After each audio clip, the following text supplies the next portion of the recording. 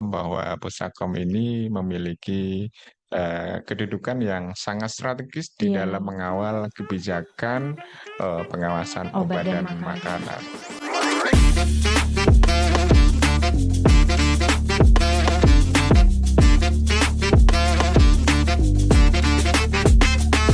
Assalamualaikum warahmatullahi wabarakatuh.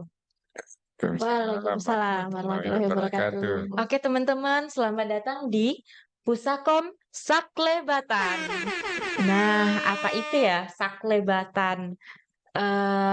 Jadi teman-teman, podcast ini merupakan salah satu dari rencana aksi tim agen perubahan atau Agent of Change dari Pusat Analisis Kebijakan Obat dan Makanan atau yang kita kenal Pusakom.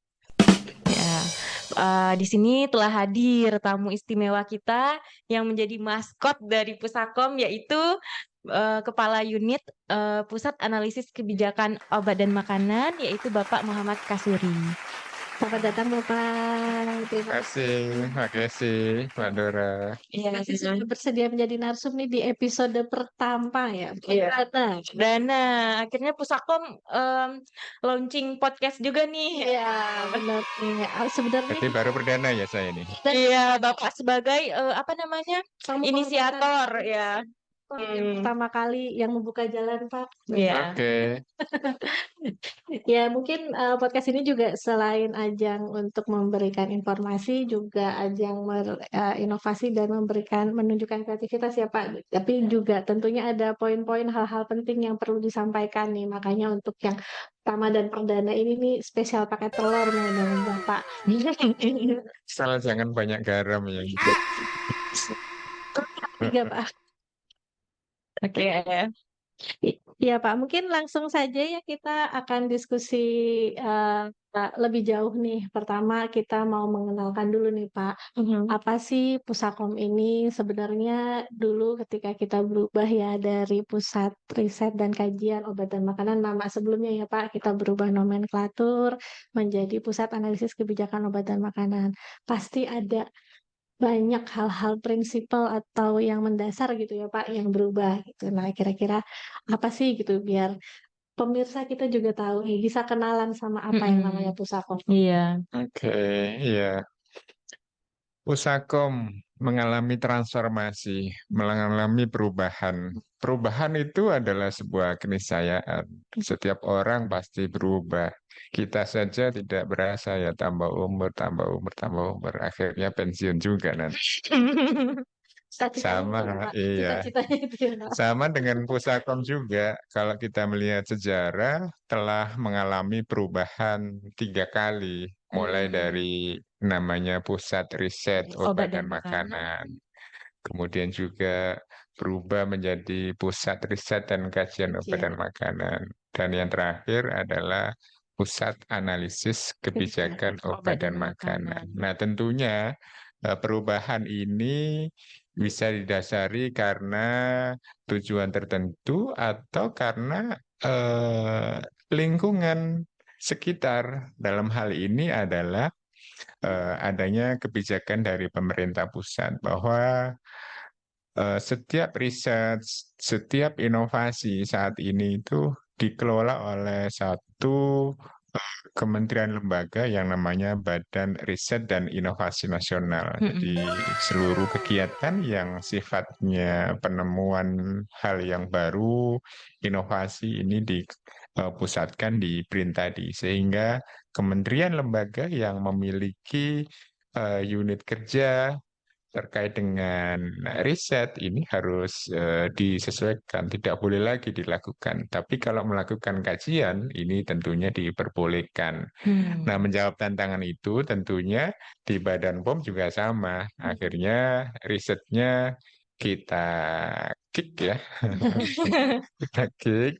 Bukan di-kick tapi mungkin kita modifikasi ya Pak ya? Dimodifikasi Iya. boleh. Pokoknya nggak boleh ada nomenklatur risetnya gitu Iya ya. Pak, benar. Meskipun bawa-bawa dikit ya nggak apa-apa. Ya, intinya adalah analisis kebijakan. Nah, tentunya dalam melakukan transformasi perubahan tadi itu tidak hanya sekedar casing, Hmm. tidak hanya sekedar nomenklatur, tidak hanya sekedar nama, Mm-mm. tapi ada hal yang perlu disadari oleh semua pihak bahwa Pusakom ini mengalami transformasi, Berarti ini enggak hanya perubahan nama ya, Pak, ya? tidak hanya perubahan nama. Di dalam Pusakom itu sendiri terjadi perubahan juga. Betul. Apa saja yang terjadi perubahan di dalam Pusakom? Yang pertama adalah eh, sumber daya manusianya. Hmm. Ya, kalau dulu Kita kita kedatangan keluarga baru ya, Pak. betul, kalau Hmm. dulu didominasi oleh para ahli farmasi ya, jadi fungsionalnya juga fungsional pengawas farmasi dan Hmm. makanan. Kalau Ya.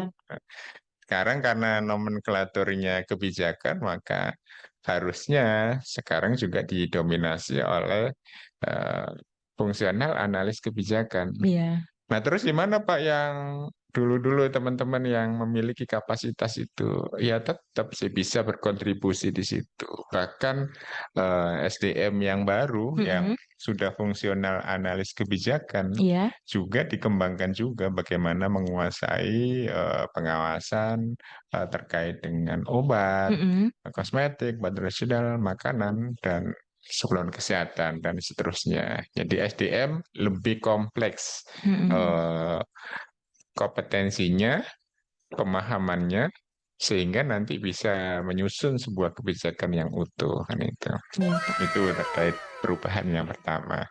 Jadi ibaratnya kita juga bisa menjadi think tank organisasi ini gitu ya, Betul, Pak, ya. iya betul. Kemudian yang kedua adalah perubahan terkait dengan bisnis proses ya. Yang tadi yang semula kegiatan yang sifatnya riset secara teknis baik itu secara laboratorium dan non laboratorium Hmm. awalnya ini dilakukan di pusat riset kita, tapi Mm-mm. dengan adanya perubahan menjadi analisis kebijakan, maka risetnya ini juga dihilangkan kan itu. Nah, apa Pak tusinya terkait dengan pusat analis kebijakan obat Mm-mm. dan makan nih? Fungsinya adalah pertama menyusun analisis kebijakan obat dan makanan. Kemudian yang berikutnya adalah melaksanakan kebijakan tersebut yang sudah dikeluarkan atau ditetapkan. Yang kedua, memantau. Yang selanjutnya adalah mengevaluasi yang tujuannya bahwa semua kebijakan yang disusun ini mendukung eh, tugas pengawasan obat Obat dan dan makanan makanan yang yang efektif. efektif. Ya. Betul. Jadi seperti guide ya, Pak ya. Seperti guide ya, Guide. dalam memberikan arah.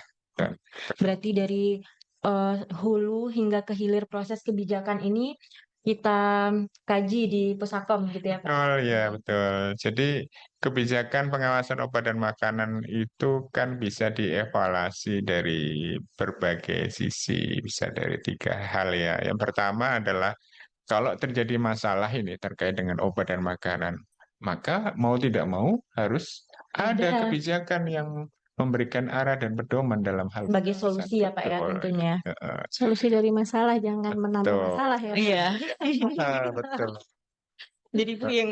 Nah ini yang kedua ini, yang mungkin menjadi masalah, adanya kebijakan yang sudah ada, tapi berdampak ada masalah baru. Jadi oleh karenanya harus disempurnakan dengan kebijakan yang lebih sempurna. Kalau Dan bahasa analisnya evaluasi kebijakan gitu ya, iya Pak. betul, evaluasi Ujung-ujungnya kebijakan. itu gimana supaya kebijakan itu bisa berjalan, implementatif, efektif gitu ya, Pak. Betul ya. Nah kemudian yang ketiga adalah terkait dengan kepentingan organisasi yang Oke. itu. Jadi untuk tujuan tertentu maka kebijakan perlu dikeluarkan. Sebagai Mendukung. contoh adalah pada saat masa pandemi kemarin, Iya. bagaimana kita melakukan pemberian evaluasi izin edar. Mm-mm. Mempercepat izin edar Dipercepat ya. itu adalah sebuah kebijakan. Mm-mm. Gimana izin edar itu dipercepat, dilayani tanpa mengabaikan masalah safety dan Iya, benar sekali. Itu kuncinya ya, Pak. mutunya, betul. Perubahan lingkungan eksternal ya Pak ya. Perubahan lingkungan Yang itu eksternal. tidak bisa kita kontrol tapi itu selalu jadi tantangan ya, Pak. Betul ya. Tadi yang di awal saya bilang bahwa perubahan itu adalah suatu keniscayaan. Kalau Iya. kita nggak mau berubah, maka akan tergilas oleh perubahan itu sendiri. Tentu tantangan pengawasan obat dan makanan itu terus berkembang dengan kedinamisannya. Jadi kita juga Kebijakan berusaha juga harus Mengikuti. mengikuti, Iya, harus adaptif, dinamis ya, Pak. dinamis. Tidak boleh kaku kebijakan itu. Jadi tentu kita di Pusakom juga nggak kaku-kaku amat ya, Pak ya. Iya, makanya kita juga apa sih Pusakom itu? Wah, Iya. setiap orang sekarang harus bisa mulai melihat bahwa Pusakom itu unit kerja pusat yang dibutuhkan. Iya. Kedudukan kita saja adalah unit eselon 2 di pusat itu. Tapi langsung berada di bawah kepala badan. Iya, secara Karena organisasi ya, Pak ya. strategisnya tadi itu langsung di bawah kendali kepala badan. Itu kelebihannya. Bicara strategis jadi ingat fungsi DSP nih Pak, kan juga pindah ke kita nih. Iya, Oh betul. iya, ada keluarga Iya. baru ya, Pak. Betul. Jadi di dalam perubahan bisnis proses tadi itu kita ketambahan yang namanya kelompok substansi yang tugasnya eh, menyusun, membuat pedoman di dalam dukungan strategis pimpinan Iya. gitu.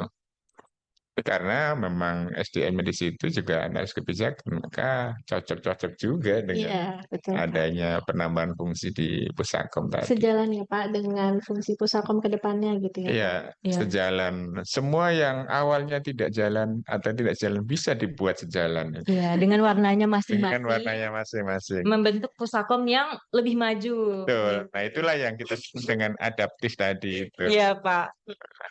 Berarti perlu ada perubahan mindset juga nih ya Pak dari Iya, perubahan selanjutnya. sukanya ngulik yang kecil sampai dalam klik nggak kelar-kelar gitu ya Pak. Supaya kan Betul, sukanya gitu kalau analis nih. Kalau analis kebijakan tuh mindsetnya harus bergeser ya Pak ya. Iya, harus bergeser. Kalau dulu mindset kita sebagai seorang peneliti itu biasanya tidak kenal tangga kanan kiri ya. Fokus apa yang dikerjain, fokus apa yang dilakukan. Oke, Sih iya. benar. Iya. Temannya udah pulang nggak tahu. Iya ya, Pak ya. Penting kenalan nama alatnya ya Pak. Bahkan unit lain itu nggak peduli dengan Pusakom juga nggak tahu. Yang penting jalan sendiri kan. Nah, ini nggak boleh kan itu. Nah, mindset kita harus berubah kan itu. Mindset Sekarang, kita ya. sesuai dengan, saya kira sesuai dengan core value yang sudah di launching oleh Kemenpan RB ya, Iya. core value berakhlak ya di situ ya, bahwa kita di dalam melaksanakan tusi pusat analis kebijakan obat makanan ini juga berorientasi pada core value berakhlak, Iya. berorientasi pelayanan kan itu, akuntabel, Dan sebagainya. loyal kan itu, benar nggak? Adaptif, Loyal, ya. adaptif, Kolaboratif dan itu kayaknya tuh ya Pak. Kolaboratif tuh kayaknya juga masih tantangan nih buat mindset yang tadinya sendirian, asik sendiri harus berkolaborasi. Iya, Harus lihat betul. kanan kiri, harus ngajakin kanan kiri. Betul, bahwa tidak ada sesuatu itu bisa kita kerjakan sendirian. Sebagai contoh aja, nggak mungkin suatu saat nanti kalau kita meninggal itu jalan sendiri ke kuburan itu. Nah, Nggak bisa, pasti ada yang nganter kan itu. itu ya. Gali sendiri nggak bisa ya Pak. Sama dengan melaksanakan tusi Pusakom ini juga nggak bisa kita sendirian. Butuh kerjasama dengan unit-unit teknis untuk kita mendapatkan masukan-masukan insight dari unit teknisnya kan itu. Iya. Gitu. Dan juga kan sebagai analis kebijakan kita juga harus melek dengan masalah. Tentu masalah itu bukan hanya hal yang besar, tapi berawal dari hal yang kecil. Tentu ya Pak ya. Iya. Maksudnya kita juga harus menganalisis apa masalah yang ada di sekitar kita untuk kita jadikan inovasi ya Pak ya. Betul. Segala masalah adalah suatu peluang untuk kita melakukan inovasi. Benar. Nah, itulah kunci dari Pak Kasuri, inovasi dan kreativitas ya. Nah, bicara perubahan tuh pasti kan membawa harapan ya Pak ya. Oh iya. Ini harapan barunya nih ke depannya buat Pusakom. Kalau kita bekerja tanpa harapan itu kayak ya kita berjalan di ruang hampa ya, Iya, benar menatap hal sekali. yang sangat kosong kan itu. Nggak ada tujuan ya, Pak Nggak ya? ada tujuan. Oleh Mm-mm. karenanya paling tidak kita dalam melaksanakan tugas itu harapannya itu meninggalkan legacy yang baik ya, legacy Iya, yang baik gitu.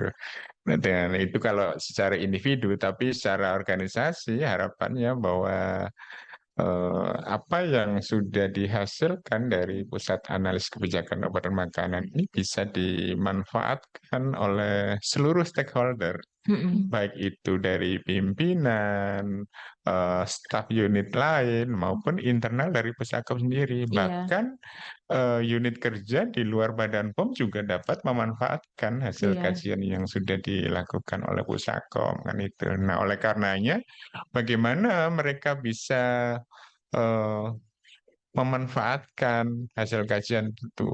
Bagaimana? Ya, tentu harus mengenal dulu. Iya. Nah, apa yang kita lakukan hari ini adalah Mm-mm. mengenalkan daripada Pusakom kepada para stakeholder itu. Kenal dulu apa sih yang ini. Setelah kenal, dalami bisnis prosesnya. Setelah Iya, tahu bisnis prosesnya, apa sih yang dihasilkan. Nah, kita punya output-output terkait dengan itu tadi. Bisa iya. terkait dengan artikel kebijakan, Policy policy brief. brief, Ya. policy paper, kan itu. Nah, terkait dengan pemanfaatan itu di Pusakom saya kira juga ada inovasi. Mm-mm. Sudah ada ruang ya Pak ya. Betul. Kalau dulu orang mau pingin minta hasil kajian itu harus bersurat via Iya. email. Dan kita laporan tebel-tebel gitu Pak. Kayak seneng Betul. banget kalau udah nyerahin tuh kayaknya udah selesai ya Kayak gitu. kita Gitu ya. skripsi, tesis gitu ya. Seneng banget itu.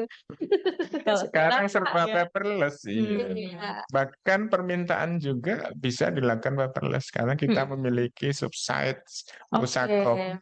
Kita udah banyak inovasi pusakom.com.id. juga ya Pak ya dalam menyediakan kebutuhan terkait permintaan kajian dan Betul, itu bisa dilakukan melalui subsite itu ada ya namanya si Pusakom, Sistem Informasi Pusat Analisis kebijakan Kebijakan Obat obat dan dan Makanan itu. makanan.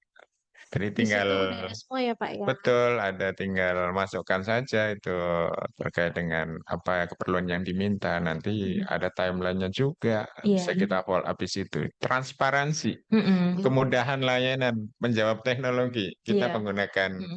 teknologi informasi kan di situ. Tuh Tuh. Pak. Tuh, Pak, Iya. di sana udah ada pilihannya, udah tinggal diklik, tinggal diinput keperluannya apa, untuk apa biar bisa Iya, kita follow up betul. ya. Iya, sesuai kebutuhan masing-masing ya Pak ya. Iya, betul. Nah, di subsite Pusakom sendiri saat ini juga sudah dilakukan perubahan, mulai domainnya yang Iya. semula Riset. Oh riset.pom.go.id iya, kita sekalian sekarang perkenalan jadi ya Pak ya. pusakom.co.id. Nah, di dalamnya informasinya sangat banyak ya di situ ya. Tampilan lebih menarik, Iya. atraktif, informatif, dan Kegiatan-kegiatan iya, juga hampir semua kegiatan bisa dilihat. Diakses ya Pak ya. diakses lewat situ. Ada informasi-informasi Tentu ada tambahan. ketambahan fitur baru ya Pak, ada inovasi berita aktual. Betul, berita Nah, aktual yang di Pusakom itu selama ini banyak kegiatan ini, tapi tapi kurang jadi ini dokumentasinya gitu ya Pak. jadi museum. Iya. Sangat humble Pak. Iya, jadi tetap Terlalu merendah ya, semua disimpan sampai sampai nggak ada yang tahu. jadi harus show up dalam bekerja ya Pak ya kita. Sih, Iya. pelan-pelan. Harus lebih komunikatif sekarang gitu ya Pak Nah, ya. ini yang harus kita sampaikan ke teman-teman itu bahwa Pusakom dalam bekerja itu menggunakan anggaran negara. Iya. Maka hasil yang didapatkan itu harus bisa dimanfaatkan semaksimal mungkin oleh seluruh stakeholder, tidak Iya. hanya Pusakom. Oleh karenanya ya harus dibuka. Ya tentunya ada aturan-aturan ya terkait dengan mana informasi yang bisa dipublikasikan oleh khalayak, mana yang belum dulu, tapi Iya. suatu saat nanti juga bisa dibuka sebagai hal yang transparan. Iya. Ada kamar-kamar dan ruangannya masing-masing ya Pak. Iya, betul. Ada yang sifatnya internal, ada yang bisa dibuka di subsite, ada yang untuk masyarakat umum gitu loh Pak. Iya. Ngomong-ngomong, Bapak udah berapa lama di Pusakom, Pak? Saya hitung 1 bulan lewat 3 hari. Apa cepet kali kayaknya udah penuh dengan beraktivitas dan inovasi ya Pak Tapi dalam ini, sebulan tapi ini Mbak Kesi ya, Iya. kita juga harus menyampaikan. Saya Hmm. pernah lewat di depan situ nih. Di mana sih Pak gedungnya Pusakom itu? Hmm. Nah, Kan kita kita harus buat Dena ya. Dan Slayer ya. Iya. Gedung Pusakom kita itu. Nah, Pusakom kebetulan kita itu berada di gedung apa? gedung Gedung Rempah. Rempah lantai Lantai 1. satu padahal Pak, iya, dilewati sama orang-orang. Setiap yang lewat lorong Iya, pasti samping lewat Pusakom. kanan atau kirinya itu ada Pusakom. Iya. Betul Pak, betul Pak. Selain Subset kita juga punya kamar lain kan ya Pak. Kita Oh punya iya, sosial ya. media. Ya, sosial media kita sudah sekarang lengkap ya. Awalnya cuma apa? Pak Kasuri nih giat sekali, mungkin bisa mengalahkan para influencer gitu. Iya. Gini, jadi kalau bukan kita yang akan mensosialisasikan, jangan berharap orang lain akan mensosialisasikan kita. Iya, benar. Tidak ada orang yang bisa mengangkat diri kita kecuali diri kita sendiri. Gitu. Tapi tentunya dengan etika-etika yang sesuai. Dengan hal positif ya yang Pak. positif, Dengan ya, karya-karya Membangun ya. Betul. Ya. Ada di belakangnya Pak. Oh ya, ada Iya, ada Instagram ya. Ya, ada Instagram, ada YouTube Untuk juga kita ya. generasi old itu Iya. pakai Facebook ya. Bukan Klasik, klasik, klasik Pak. Ya. Kalau generasi Z ya sudah apa? Main TikTok ya. Zaman dulu kan Twitter belum bisa panjang ya, kalau sekarang udah bisa. Iya. Kalau panjang-panjang dulu kan kita taruh di Facebook. Kalau Betul. sekarang yang panjang-panjang udah bisa juga Di TikTok ya, ya. Oh, bisa. Sekarang udah bisa. Ada YouTube juga ya. Kita ada YouTube juga. Nanti ini podcast juga akan tayang di YouTube ya Pak. Ya, media sosial kita tentunya. Media sosial lain. Tapi bagus Pak Kasuri ini berjiwa muda dan semangatnya itu melebihi anak muda. Saya sudah tua dong. Tapi bener loh Mbak Kesi, saya nggak berasa sudah setengah abad tuh Mari. Tapi semangatnya tetap membara. Oh, harus. Patut kita contoh ya. Kita semua harus memberikan semangat yang terbaik ya untuk tadi Kemajuan. organisasi dan kemajuan Indonesia dan masyarakat. Ya. Jadi intinya kita sih di sini cuman maksudnya supaya teman-teman semua mengenal Pusakom lebih dekat, karena kan Mbak pepatah tak kenal maka tak sayang, tak sayang maka tak cinta. Makanya sesuai dengan judul podcast kita ini yaitu Saklebatan itu. Iya. Saklebatan terkait dengan Pusakom. Artinya sekilas info loh, kok baru sekilas? Iya, nanti akan kita detailkan lebih dalam lagi dan lebih serius lagi. Untuk awal-awal ya cukup mengenal dulu saja ya Pak ya. Supaya fokusnya perkenalan ya Pak. Ya, fokusnya perkenalan kan sedikit-sedikit tapi penting-penting nih Pak gitu. Yang penting-penting harus kenal dulu, harus tahu dulu. Nanti baru next episode ya Mbak Kesi. Iya. Bahas yang lebih detail kata Bapak tadi. Iya. Jadi Saklebatan ini spesial dari Pak Kasuri menamai Pusakom Saklebatan. Ya, mungkin untuk episode ini ada penutup atau gimana buat teman-teman Pak, atau udah cukup? Ya, saya kira cukup ya. Sekali lagi saya berharap semua pemirsa bisa mengenal lebih dekat lagi terkait dengan Pusakom, bahwa Pusakom ini memiliki kedudukan yang sangat strategis di dalam mengawal kebijakan pengawasan obat dan makanan. Ya, terima kasih banyak Bapak. Ya. Terima kasih. Ya, semoga teman-teman juga sedikit banyaknya menambah pengetahuan untuk teman-teman dan bisa berguna buat teman-teman semua. Terima kasih. Mudah-mudahan Pusakom ke depannya makin jaya. Ya. Assalamualaikum warahmatullahi wabarakatuh. Waalaikumsalam warahmatullahi wabarakatuh.